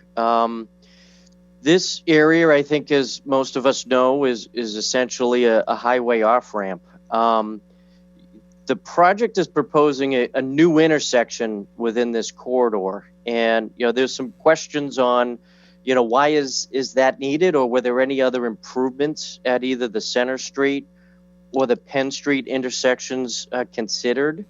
Obviously, we have questions on, are there going to be turning restricted movements restricted turning movements into that proposed new intersection. There's also, they just mentioned, Scott just mentioned the Quincy Center redevelopment. We also did the North Quincy redevelopment as well. Are there any plans to redevelop the Quincy Adams Station for TOD development? This site sits across a surface parking lot, which seems ideal for that. One of the main issues I think the city's had in this corridor is pedestrian circulation. There is quite a bit of it. However, this is an area where traffic engineers need to move a lot of cars through. Is this, because there's the existing facility at the Quincy Adams Station, and this new facility is coming online for the MBTA? Has any thought been put into doing a pedestrian bridge and get the pedestrians out of this roadway corridor? So those are sort of some of our general comments. The city will organize an official comment letter where you'll see some of these themes also come through, but didn't know if there was some initial feedback we could hear now. Thank you. Sure, thanks. Thanks, Rob. So just working through them. So I think in one of our earlier slides showed we acknowledge we'll be generating traffic. However, it's going to be less than the daily traffic volumes associated with the previous use with the Lowe's. And our traffic, because our buses are, the majority of our moves are going to be bus moves, and because buses are, we really need to have them all out to kind of, perform during the peak periods. They tend to not be, particularly in the morning, they tend to be going out a little bit before the peak of general traffic is happening. So we don't anticipate there being any significant traffic impacts compared to what the prior use was. That second intersection at Columbia and Bergen, in addition to providing direct access for the commercial properties at that end of the site, it also provides. Scott, sorry to interrupt your train of thought, but would you go to one of the slides so that we could have a visual, please? Maybe the site plan, Purvi, does that make sense? Like this one? Is that good? Okay. Right. So the second entrance, which is the one on the right side of the image here, where it says new crossing. So that's basically going to that's going to be providing this new direct access to the commercial properties at that end of the property. What it also does is it gives us the ability to make sure that even if we randomly have 15 of our buses kind of pulling back at the same time, coming back from Quincy Center into this facility, that we're not going to be having a situation where we're queuing up onto Bergen Parkway or queuing up on Penn Street. We're going to have two different ways to kind of pull our fleet in and out if traffic conditions did occur. Again, we don't think they would. We're pulling out usually at times outside of peak commuting times, so we don't anticipate being a big impact on traffic. We have already made some initial investments in the pedestrian crossing there, Rob. I actually haven't been on the site in a few in about a month, but I know that there was some initial investments we did associated with us entering into that lease for the property to improve the pedestrian crossing there, make sure we had PED signals on all the moves, crosswalks were restriped. I think we're looking to create a little bit more of a refuge there in the center, and there's also lead pedestrian intervals that we're putting into the signal cycle there. So that work is underway. The new intersection at Columbia and Bergen would have turn lanes there. We think there's enough right of way there that we're able to kind of get turn lanes implemented at that intersection, so that will hopefully not degrade traffic conditions, since whether it's our buses or CANF or Sullivan trucks, that they'll have a pocket that they can kind of get into there for those turns, and that'll be a signalized intersection. We are going to be making pedestrian improvements. As I said, when we first looked at the slide on Bergen Parkway, we're going to be rebuilding that sidewalk, so it's actually a comfortable place to walk right now. As someone who's walked it, it's actually not a very comfortable sidewalk to be on. It's pretty narrow, and vehicle speeds can be pretty fast. Yeah, well, it's a limited access roadway. I don't know. It seems like you're making a pedestrian improvement where maybe that's not the highest priority for pedestrian investment. So did you look at anything back at Penn Street? We approved a large multifamily development a few years ago, and some of their mitigation was to eliminate folks walking in the middle of the median strip, doing some timing, added the light is red light. I think I would agree, the buses are less. Is there a way, do you guys know how many buses are going to access the interstate system versus local roads? Of course, the local bus routes would be on the local roads, but what about buses not servicing the Quincy routes? Are they automatically out on the highway system, or what if there's traffic? Are they going to run up, Newport Ave or?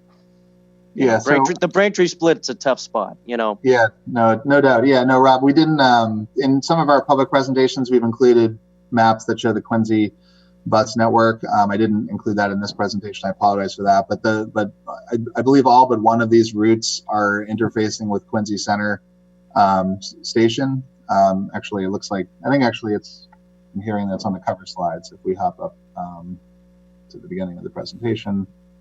So it's these routes in red here that are basically the Quincy routes, and that point that, I don't know if you can see my cursor, but Quincy Center is kind of right there in the center. So most of these routes are going to be able to access. Most of these buses are going to be able to access their routes traveling to or from Quincy Center along Bergen Parkway. We think that's where the majority of the bus moves are going to be. That's some of these routes may end at the outer end of a route, and it might make sense for them to hop on the expressway for in Braintree for a stop or for an interchange or two. But I think primarily these are going to be serving bus routes, and that are going to be oriented to Quincy Center, and that's where most of the bus traffic is going to be headed. Okay, one more question. You mentioned 2022 for starter construction, 2024 operation is your hope. Is there any plans to use this facility in an interim ability until such time as you got the new facility up and running? Yeah, so actually, Rob, that's why we entered into this lease. The lease was sort of not really driven by this project as much as it was by other MBTA needs. Now, those needs have evolved with COVID, but we entered into this lease arrangement and started negotiating it to meet two authority needs. We had a number of kind of warehouse spaces that we were leasing that were expiring, and there's a constant crunch when it comes to storing materials and equipment that the MBTA has, particularly as we're making these investments in the new orange and red line fleets, capital spare parts. Just finding a home for those can be challenging for the T. So the Lowe's building, which I've been inside, it's in sort of pristine condition. It's an empty big box store, so you can imagine it's kind of an ideal location to kind of store things temporarily. And then when we started entering into these negotiations, the need to invest and make capital upgrades to our Quincy Adams and Braintree garages as part of the South Shore Garage project. Obviously, we can, our capital delivery team can advance those projects more quickly in a world where we're not, where they're not fully utilized for parking, right? So having this location directly across the street from Quincy Adams gave us the ability to have MBTA kind of overflow parking so we could expedite the Quincy Adams garage project. Obviously, red line ridership down significantly since we entered into that deal, so it's not performing that function at this time. But those were the near-term uses that we entered into the lease for. Great. Thank you. Thanks, Rob. Thanks, Rob. That was one of my questions. I just wanted to understand. So you indicate that the facility won't be constructed in phases, but the site would first be used for the commuter parking for the two garages. And so then that was, so it was anticipated that would occur until 2022, at which time construction would start and then operations would commence in 2024. That was the plan and vision. That's right. Yeah, and we've actually had to be just because of the MBTA organization, the different departments that have equipment that would be stored in this Lowe's facility on a temporary basis. We've had to make that. That's been a part of our kind of internal discussions. Like, we're making it very clear to the departments that want to move something into here that this is a temporary use, and they need to be budgeting and planning for how they're going to pull their stuff out of there after what will ultimately be a relatively short duration use of this site for that purpose. And then the parking, again, right now, not really a need for overflow red line parking at this location right now. Hopefully ridership comes back before 2022 when we would start potentially start construction, but yeah, right now it's not needed. So it wouldn't be a huge issue if we lost that. if we were starting construction tomorrow. Okay. So then, when did the Lowe's cease operations? Believe it was in 2018. I'll see if somebody from the team wants to give me the exact month, but it was about, I think it was after fewer than 10 years in operation, because I think it opened in 2009. Okay. So the narrative talks about a filing back in 2008 timeframe for the Lowe's building, and then the floodplain analysis that was done by Army Corps during that time, and then a single EIR that was submitted at that time too. I just wanted to make that point because you're taking credit for the Lowe's traffic chips, but that has to be within the 3-year time frame to take credit for it. So it sounds like you are within that 3-year time frame, and that your traffic is about 1,000 trips less than the Lowe's had previously, and then you'll be having less parking as well. I did want to note, Scott and Andrew, that you, because of that riverfront area, 26,000 roughly square feet of alteration, you do have the threshold of other wetlands as well. So for those still on the call, there's the threshold, MEPA review threshold is fill in a velocity zone or regulatory floodway, and then also 1/2 acres of other wetlands. And Scott or Andrew already alluded to the fact that because this is a state agency that is the proponent, the MEPA review is broad. So we look at sort of, we'll look at wetlands, we'll look at land alteration, traffic, and all of those things. So will you require Army Corps of Engineer permitting? No, we don't. Ingeborg, correct me if I'm wrong, but no, we don't anticipate an Army Corps permit for this. No, there's Ingeborg, not for like any 404 review, but because they did that initial floodplain assessment. I wasn't sure if you needed to do any kind of coordinated review with Army Corps. When Lowe's did their coordination, they coordinated with a lot of different people, with DEP and the Corps. And when, I do want to get more information from Rob Stevens on what's happened since 2007, because that's when that was all done. But I anticipate we'll also have to coordinate with FEMA. So I anticipate that the team will be working with the town and all the regulatory agencies that are necessary. And if, in fact, the floodplain maps are about to change, I think we need to talk to DCR and to other folks who will know about that change to see how that affects everything. Because as we've all talked about, the Lowe's team did not actually ask for a letter of map amendment or revision or a no-rise certification. So those are things that we identify as needing to, it's a closing the loop and making sure that we have the most current, accurate data. That was my question, Ingeborg. I was surprised that there wasn't any, commensurate LOMAR or letter of map amendment for that FEMA floodplain. So that had not been done at that time 10 years ago, even though they underwent the analysis and conducted it, and then showed that it was probably 4.2 feet below the purported FEMA floodplain. They hadn't gone and actually notarized that or made it part of the regulations. Made it part of the regulations. Yeah, that's correct. Yeah, we did try to see if that had happened, and nothing that we could find indicated. So that becomes part of the responsibility now. Okay, great. And so you're using that data that they had calculated back in 2008 as your right for this initial design, and it is the intent to work with the town and with all the agencies that are involved, because there have been additional work and evaluations and studies done since that time period. All right, this is Rob Stevens with planning. This because it came up again. I'll from my understanding, the Army Corps of Engineers with MDC, now DCR, constructed the Town Brook Flood Control Mitigation Project back in the 1990s. It started into the 80s. When they were completed, those agencies never filed for the map amendments. Fast forward 10 years and the city's starting its Quincy Center revitalization efforts. and we relocated a portion of that town brook. We were given that condition to update the maps, and about a year or two after that project was completed, we engaged with FEMA, and they agreed to do a risk map assessment, RISK, whereas FEMA took the ownership of updating the entire town brook system in the map and off the hook. So in true FEMA fashion, it's taken years for them to get through that process.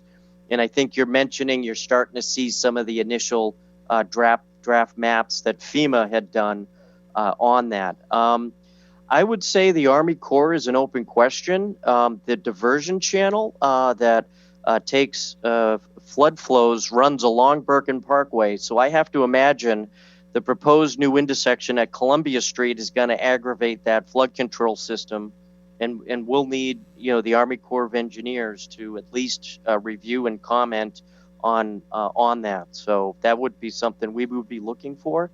That's a flood control system that handles West Quincy, the Crown Colony Office Complex, and obviously runs down through Quincy Center and out to the Town River. Exactly. Yeah. So it's there's two things there. There's the brook proper, and then there's the flood control diversion channel running along Bergen Parkway to the Deep Rock Tunnel, further down Bergen Parkway behind the Star Market supermarket site. Exactly. So that's a pretty substantial system. So that's my understanding, and more work needs to be looked into that. Thank you. Thank you. Thanks for that clarification, Rob. Yeah, I'm pretty familiar with both of those projects. Not the flood control one, the town center and the revitalization project. So so there's a mention of a demolished building, the Quincy Water Company pumping station. Was that on the site?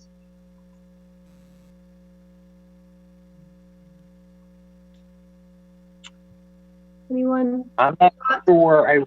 I'm not sure I recognize what you're talking about. Where so, Andrew, in your narrative, in the ENF narrative, it says that there isn't a historical structure on the site, but then in the follow-up later on in the form, it says that there isn't anything in the immediate vicinity. So I was just confused.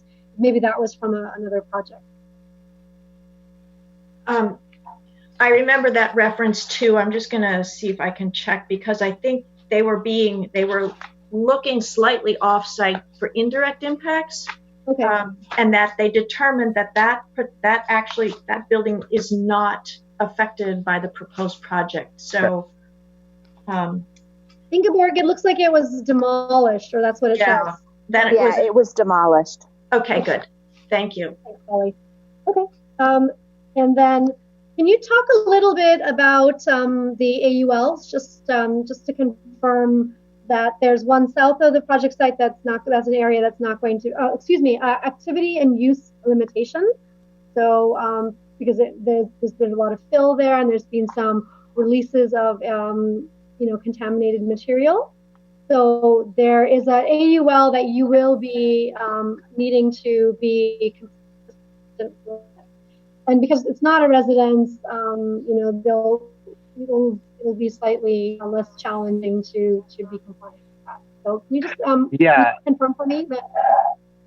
Sure. So we do identify, I think there's actually 2 AULs on the site, 2 separate sort of sub AULs on the site.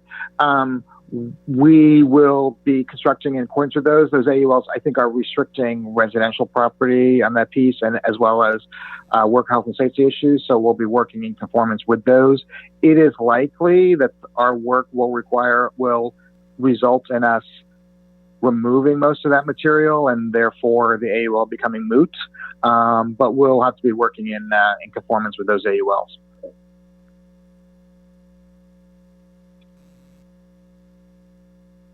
Thanks, Andrew. I just wanted to make a note of that. Okay. And then can you talk a little bit about the actual direct master permit with the MWRA and your consultations with them? And can you clarify what that actually is? It's not an 8M permit, which is the more normal or traditional permit that they require for some project proponents. So, Ingeborg, this is for the discharge of the bus wash system, correct? Yes. So, Go ahead. go ahead. No, go ahead. You take it. Go ahead. Okay, good. It's basically required when you're connecting to the MWRA system or you're modifying a connection. At present, the site is connected, but we'll be modifying the connection. So we're just making sure that we're identifying all potential permits. I have not been in touch. I don't know if Andrew's been in touch with the MWRA, but at this point when we were preparing the ENF, we were just identifying all potentialities. So Now, that wasn't, okay, Andrew, that wasn't something that you had understood based on any kind of conversation with MWRA. No. We just know that in order to accommodate our bus wash system and the industrial discharge of the bus wash system, we're going to need to modify the MWRA connection there. So I don't know if actually technically that is a permit, but we saw it as a state action. Okay. So the project would be before MEPA anyway, because the fact that you're a state agency and that's the action. Yep. So, and then the fact that there's an exceedance. So I'm glad you noted it, but I just didn't understand the actual nature of the MWRA permit. Yeah.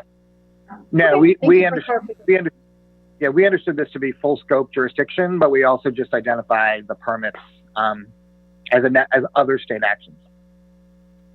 Great. And then a question from a Zoom user is, I understand from the prior meeting that no buses, we're going back to the buses, would be traveling on the new Columbia Street, but instead that they would all exit the property at the Bergen intersection across from the Quincy Adams station. Is that not correct?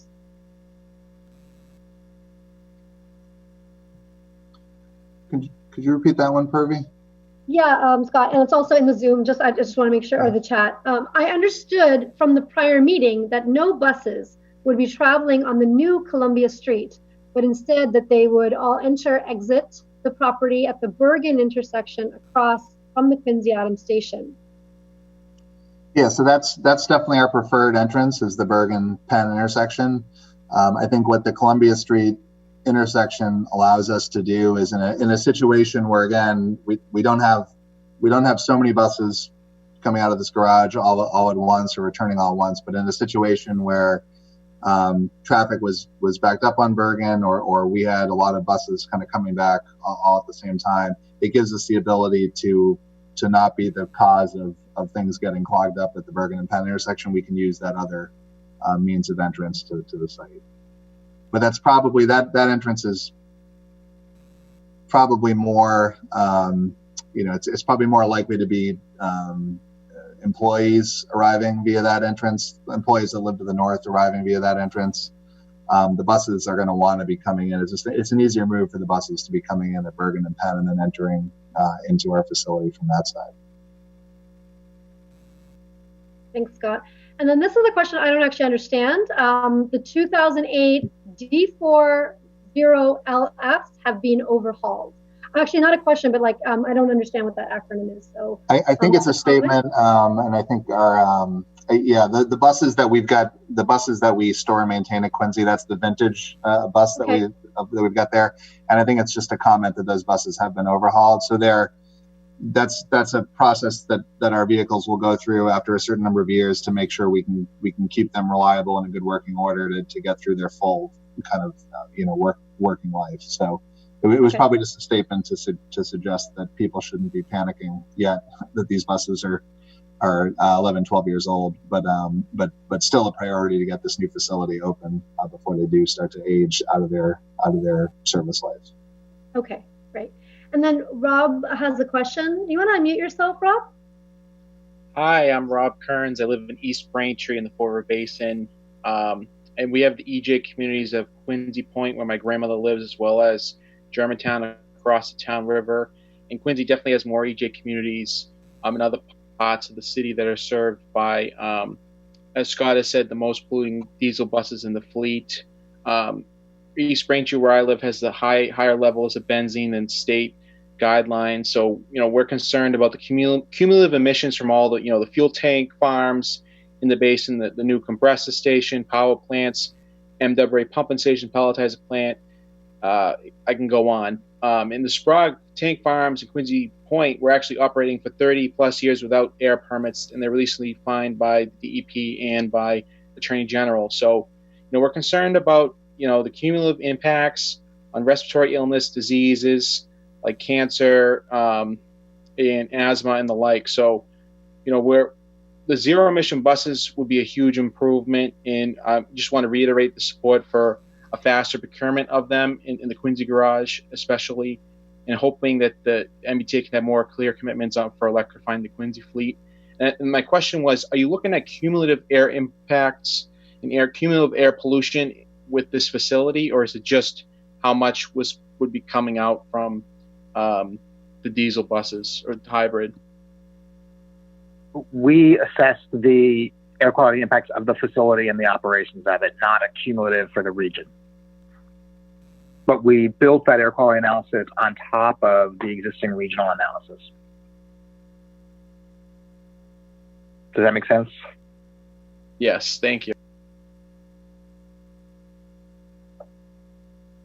Okay, that was it, Robert. Do you know any other questions? I'm sorry, I just want to make sure I didn't cut you off. I think the other questions were asked, so thank you for that. But yeah, you're welcome. All right, so I did put in the chat, and again, you're welcome to unmute yourself. You're definitely not required to just question in the chat. If you have any last questions, I really want to thank everyone for their thoughtful insight and commentary on this project. Very important one for the T and for the community in which it is proposing it. Thank you. That's my information. This is my email address. You do not have to write at state.ma.u. You can just do mass.gov, mass.gov. Purvi.patel@mass.gov is the email address, which you may directly submit comments to me by next Tuesday, September 29th. Conversely, through our comment portal, if that's your preference. And then also, Andrew has offered to, intake snail mail and scan it and send it to me, as I don't have access to our building on a regular basis. Okay. Does anyone have any last comments or questions before we conclude this the site visit?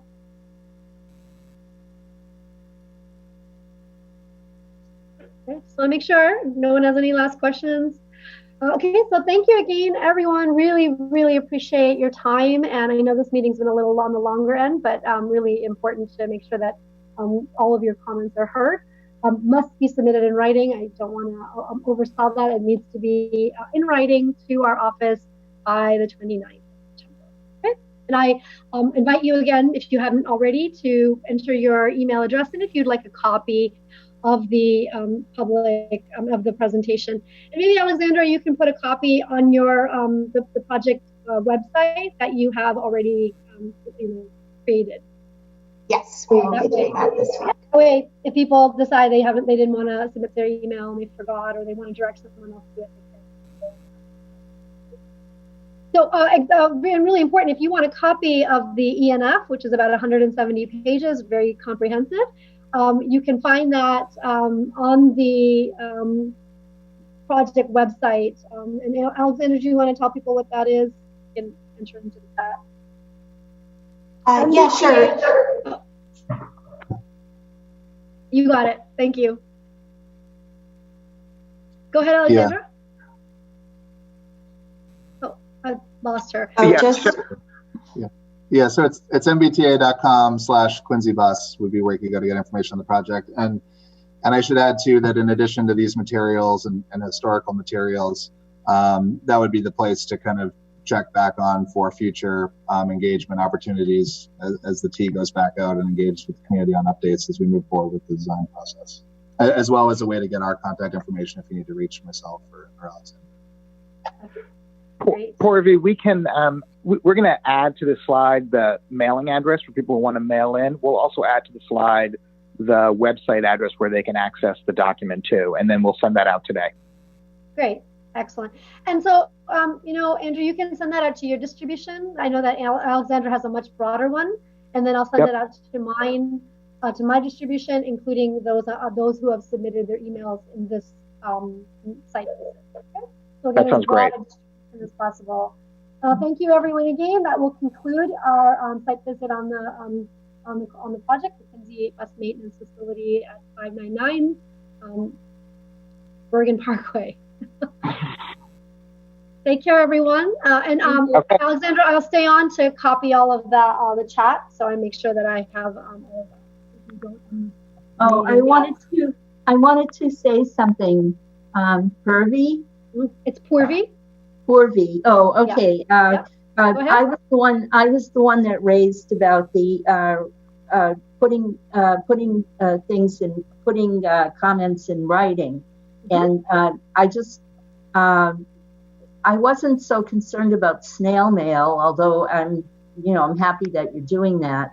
It was just when you say in writing, I automatically think of writing letters, hard copies, whereas it was confusing to me. That's why I asked you, because I see. Okay. Because I wanted to make sure that most people obviously are going to send in emails, are going to feel comfortable doing that. So I just wanted to make sure that those were legitimate. That was my concern. Yeah, I'm sorry. Yes, I'm very sorry that I was confusing you. In writing just means that if you're making a comment through this virtual format, I do take notes, but it's not considered part of the public record unless you submit it, from your own with your own kind of language. I don't want to use my own words to speak for you. So that's why it has to be submitted from you in that written fashion. So typically we would get them by snail mail, we would get them by fax, and we would get them by email. Okay, yeah, I just wanted to clarify so that all our comments would be yes. considered. And, you do not need to write a letter like a letter with an email is perfect. Oh, yeah, that's what I was planning to do. Just if you had written by writing via if you had written via email, it's okay at that point. I wouldn't have asked the question at all. Okay. So just to differentiate. Yeah. So I belabored that for really no reason, but anyway, it's okay. Yeah. Thank you. I was wondering, can you say again where we go to find out the project again? It's mbta.com. What is the website there? Because the last I just want to make sure you can cut and paste it, Faye. The last entry into the chat says mbta.com /Quincy bus, or is that /? I don't know which one it is. I don't know. We don't know. Try both, or like that the slash where it's from top right corner to lower left corner. Okay. And it's Quincy bus. Quincy bus. Quincy bus. Okay, thank you. I'll be gone. Thank you very much. Yeah, you're welcome, Faye. Great. All right. Alexandra, I got all the comments, I think I got everyone's and I copied them, so I'm all set. Thanks everyone again. Take care. And stay safe. Harvey, thank you very much. Thank you, Purvi. Thank you. You're welcome.